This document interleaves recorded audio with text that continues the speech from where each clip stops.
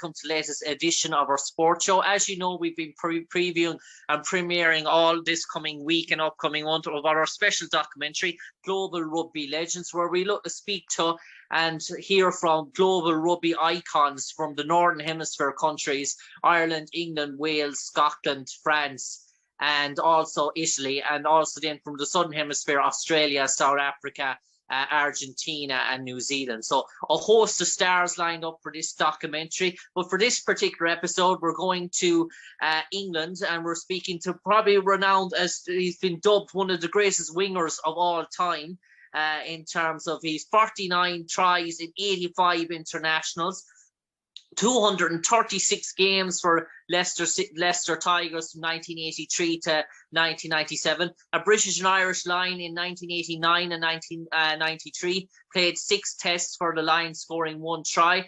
He's only one of 2 brothers that have played for represented their country for England since 1937. The last brothers to do so. He's one of the leading try scorers of all time. He's appeared in 3 World Cups, 1987, 1991 and 1995. He's played on both wings, and in 1992 5 Nations he scored tries in all the games. And for us here at Ireland, he's been a plague in our side in recent history, scoring 7 times against Ireland, which is probably a record in terms of these 49 tries. You guessed it, the one and only Rory Underwood. First of all, Rory, a pleasure to talk to you, sir. An absolute pleasure, my end, Jim. Thanks very much for asking to come on board. Yeah. Rory, I was just looking up in terms of researching your early sort of childhood, and this is a sort of a movie sort of story that you spent many of your early years in Malaysia.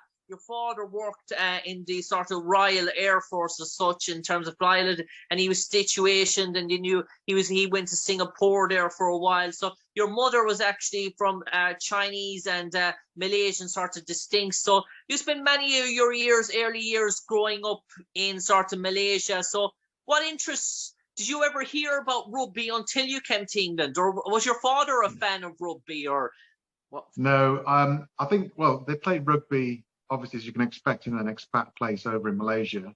And they played rugby on the Padang in Selangor Club, which is one of the big clubs in a country club in the middle of KL.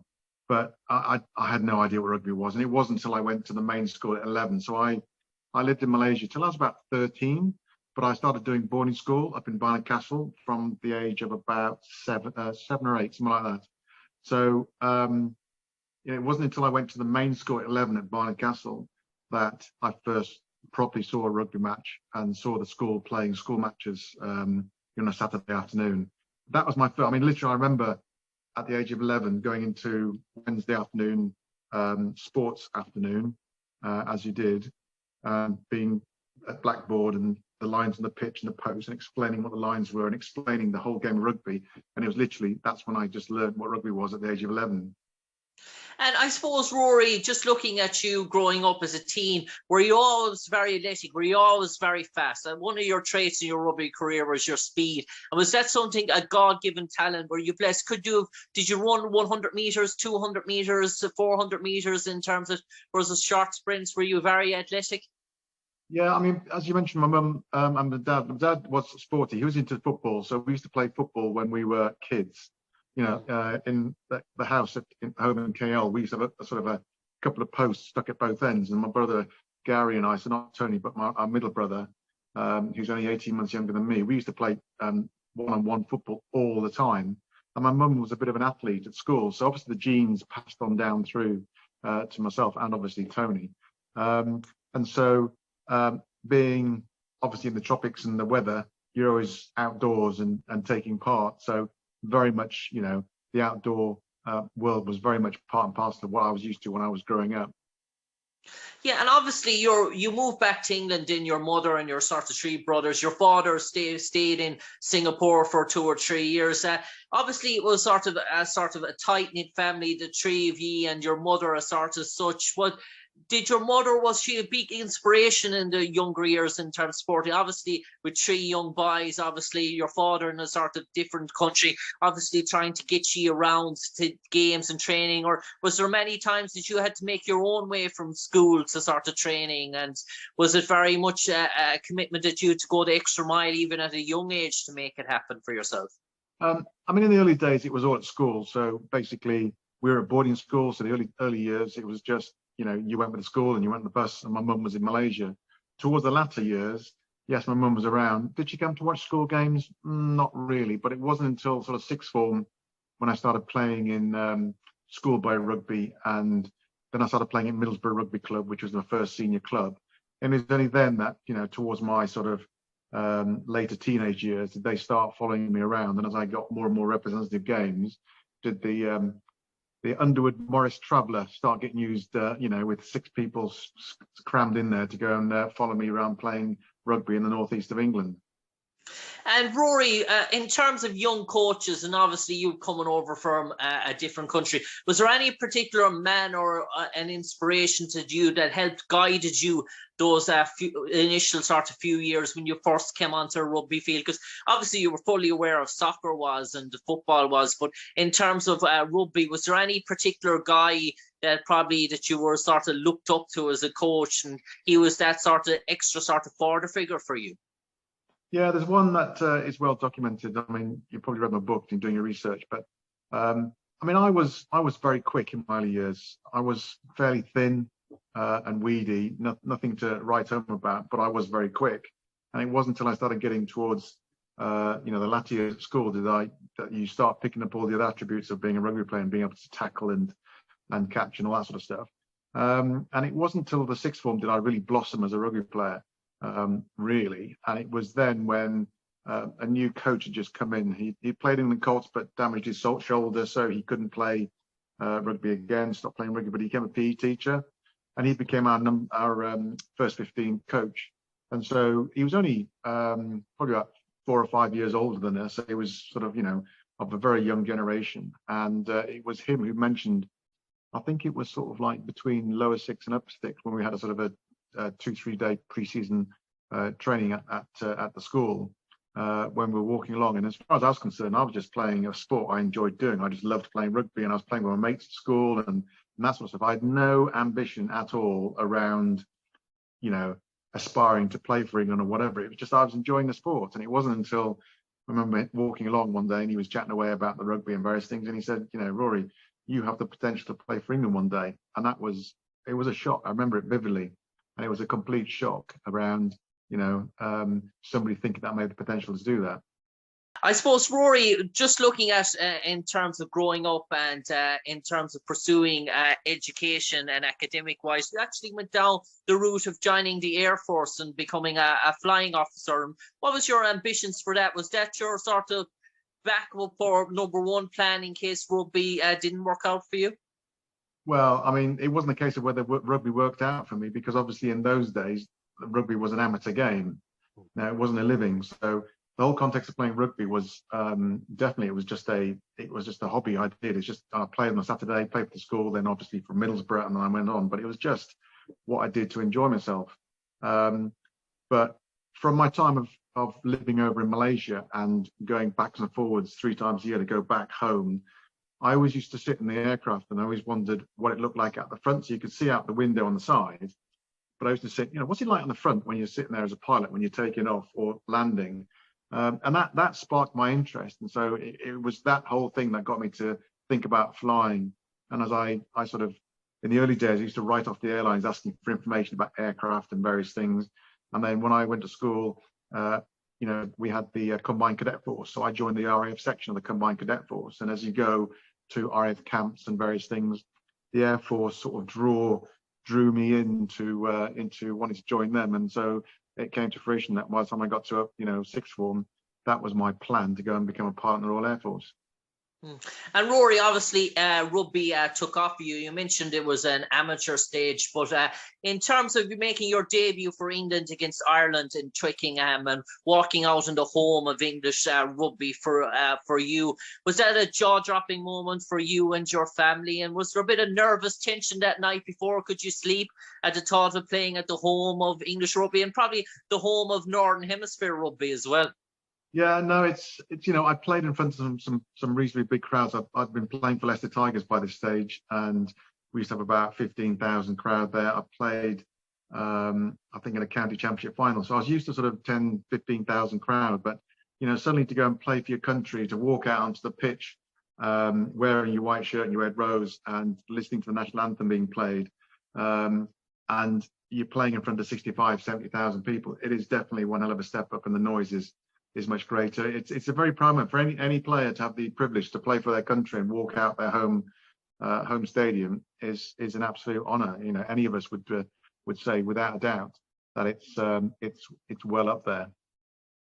And Rory, obviously, in terms of England and the sort of Six Nations and towards the 80s as well, towards the 90s, yourself and Scotland in the early 90s were probably the two dominant forces in the Northern Hemisphere. We had the great sort of French teams with Philippe Salah and sort of stuff in the mid 80s as well. But certainly Scotland sort of arrived in the 90s with Scott Hastings and Craig Chalmers and these sort of players. And you sort of epic battles in terms of that. Even a Grand Slam was decided between yourself and Scotland. Was the Calcutta Cup, that sort of fierce rivalry that you had with Scotland, were they sort of the derby games that really got you revved up? I mean, for me, crikey, I always was of the opinion that every game I'm playing for my country, I needed to get revved up. It wasn't, an extra spice, whatever. A lot has been written about. It's always, everybody's playing against the English.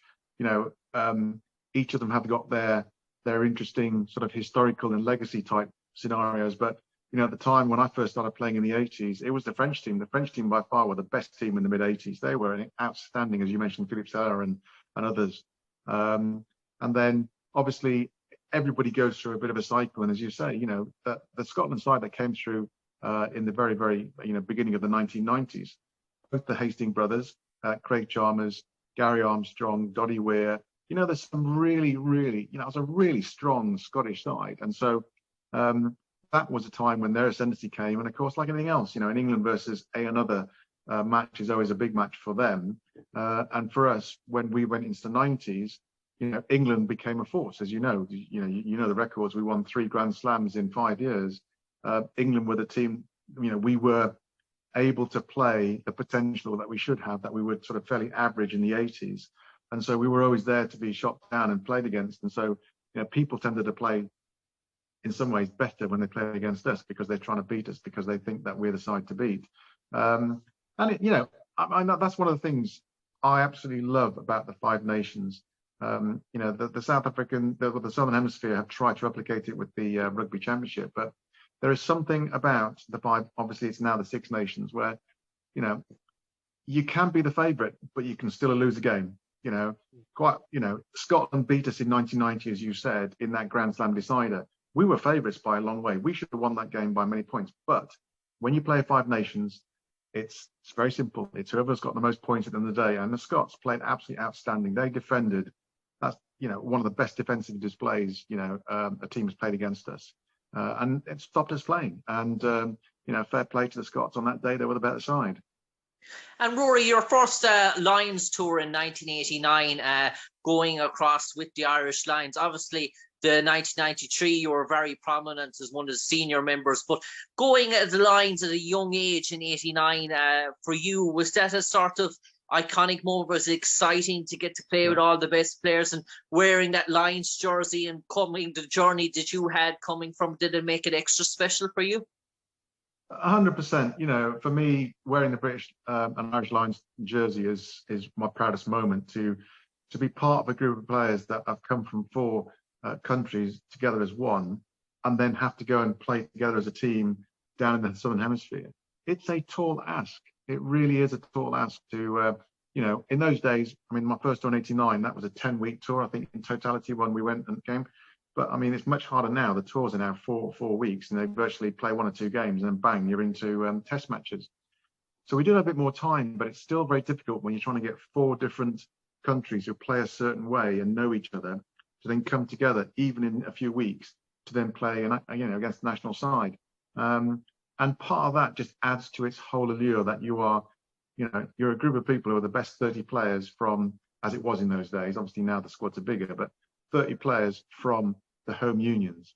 And without a doubt, I had the pleasure. I was on the left wing and Ian Evans on the right wing, a great Welsh player.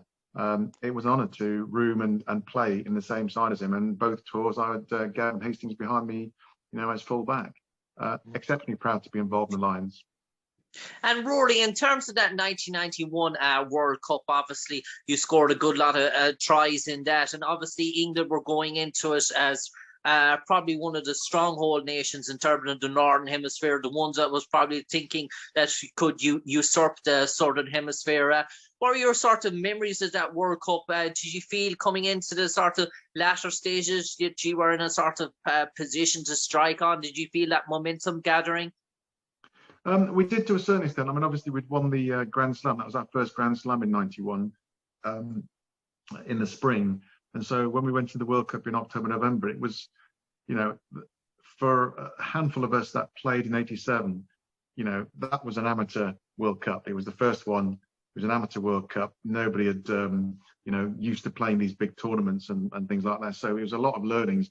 Whereas '91, even though it's still amateur in the form of the game, people got used to getting prepared for playing into a big tournament. We won the Grand Slam, and so we were feeling relatively confident. We had to get out of the group, but in our group we had New Zealand, and we lost the first game to New Zealand, so it was a real eye opener because we'd not played New Zealand. I'd not played New Zealand. That was the first game I played against New Zealand at all in my career. Was that '91 game, and once we settled down to the group stages and we beat Italy and USA, we came to the quarterfinals, and of course we played against that, again, another great French side with Serge Blanco, Philippe Saint-André playing in that team. And it was an epic battle at Parc des Princes. And that really was the impetus. We won that game playing some really strong rugby against a very, very hostile French crowd, as you'd expect at Parc des Princes, as well as a very good French side, which boosted our confidence to go and play against Scotland. And again, we came against Scotland a year after the Grand Slam decided. We got our revenge in the Five Nations, but again we were playing this time at Murrayfield in the semi-final. And to say the least, it wasn't the world's most attractive game, and it was a 9-6 win for us. And it wasn't, as it was a titanic battle, but it wasn't the same way as it was against the French. And we snuck through to get through, and suddenly, hey presto, we're in the final playing against the Australians. And it's one of those things in sport. It's one of my highlights that I say that I played in the World Cup final, but it's also one of my lowlights because we actually lost the game, 12-6, and it was there in the grasp, and unfortunately we didn't quite do enough on the day. And Rory, what's it like in the dressing room at halftime in a Rugby World Cup final? It was so tight, everything's in the balance in that 1991 decider. Did you feel that you had the first half? Did you came in the position you wanted to be coming in that dressing room at halftime? And in terms of, did everything feel in place? What was it? A calm dressing room? Was it a hyped up sort of dressing room at halftime? In that Rugby World Cup final, was it sort of different dressing room atmosphere the games that had gone before it? I wish we did go in the changing rooms, but in those days we were still outside. It was still a 5 to 10 minute outside. It was a grab an orange, quickly get your fingers put back in, strapped up or whatever. I mean, it's like anything else. You get a 5-10 minute sort of break to reflect. It wasn't quite clicking for us. Any teams that go through this process will know what it's like. You try and sort out a few little things that you think you can sort out. You basically just, talk about getting the basics right and getting right and just doing what we say we're going to do, and commit yourself to playing in the next 40 minutes to try and, get back into the game. And, sometimes it works, sometimes it doesn't. And unfortunately, on that day, it didn't. And I suppose, Rory, you would have played against so many great Irish players in your time as well throughout the 80s and 90s. And some, I suppose, names like Kevin Maggs, Dennis Hickey, do you still remember your sort of battles against those guys in particular? They were way after my time, Jim. Oh, You need to go back further. I played against people like Trevor England and Keith Crossan, during the 80s, and then latterly in the 90s, I played against Simon Gagan. But Simon Gagan, yeah, that's Trevor England is a big stalwart, Ulster Rugby, and both Keith and Trevor played for Ulster Rugby, and I always reflect back to my first game. I played against Trevor against Ulster, and so my first game to play against Trevor was a real honour as well, to play in that game at Twickenham. And he's been a true gentleman over the years. We've got to know each other very well, and he's a big boy, is old Trevor.